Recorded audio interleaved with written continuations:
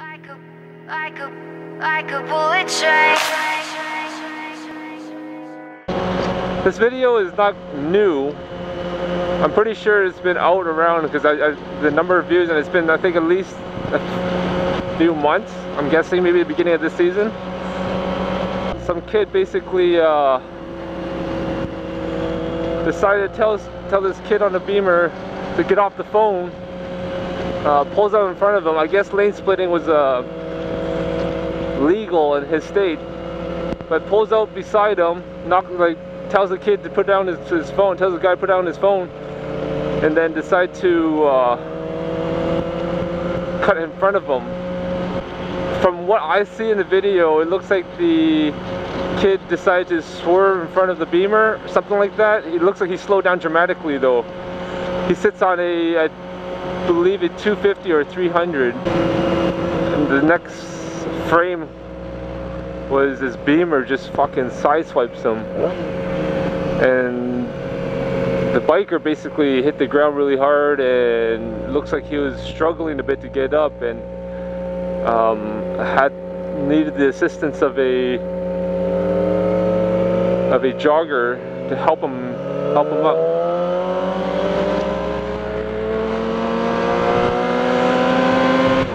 And the reason why I want to talk about this issue is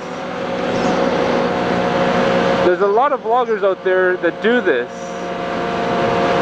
I mean, to name a few, you got Adrian Nickelodeon from Australia, you got 6'4" Honda from Toronto, and they do this to make awareness of not texting and driving, or not talking on the phone and driving.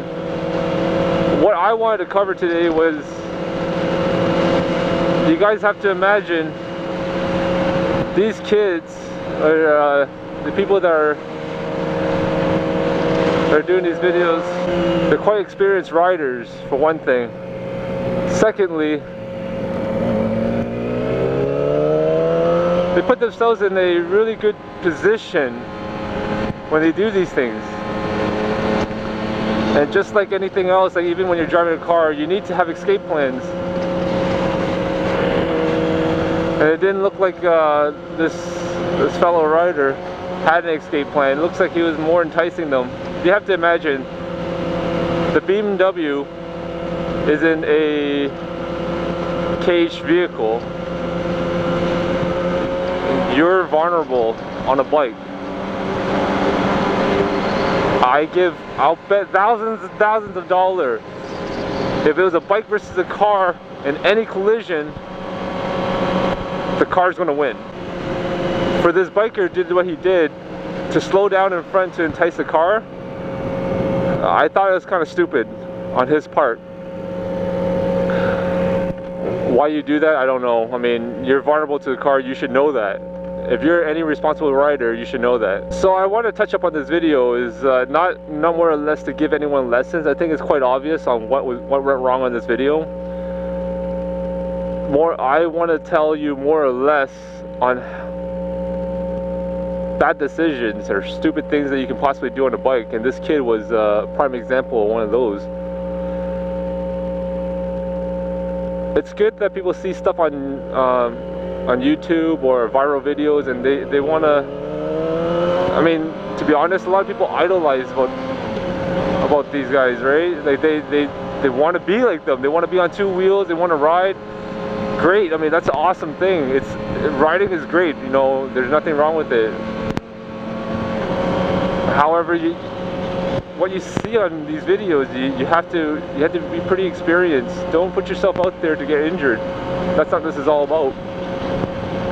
When people like Adrian Nickelodeon, and they have responsible videos to tell you, like, don't do what they do, because, you know, they lane split, you know, they do things that to you and I, like even myself, looks crazy, but it seems like they have control of the situation before they go out and do these things. Don't think you can just go out there, knock on someone's window, and tell them to get off the phone, and it'll be nice and dandy after that. It's not like that in the real world. I'm sorry to tell you that. There's a lot of crazy people out there on the road, okay? I don't care what you think or what you say. In general, you don't know what people are thinking. You don't know what what will happen, like what would burn the fuse to have them injure you. You don't know what would trigger in people's mind. They could be having the worst day. Their child could be fucking murdered, and next thing you know, they're on the road and you're knocking on their fucking window and telling them to put down the phone. Yeah, you don't want to be that guy.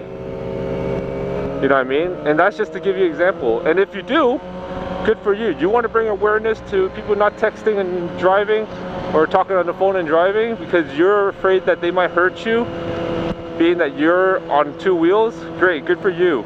Go out there and share the awareness. However, when you do stuff like that, you gotta be a little bit smarter, man. You gotta set yourself up for some good escape plans.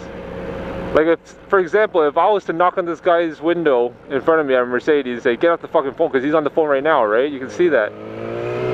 You see that he's on the phone? I could knock on his window and say, get off the fucking phone, because, you know, you're gonna injure some people. I would probably not be beside him, sorry, I won't be behind him, nor be in front of him. If I did that, I make sure I get the fuck out of there afterwards. Because I don't know, after I say something like that, what would trigger him to do some crazy shit. Maybe the guy has a fucking gun. Well, that's the topic for today. And if you have any anything else you want to share in this video, leave it in the comment below.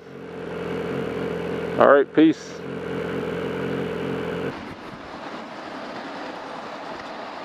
Put down your fucking phone, you're in your car.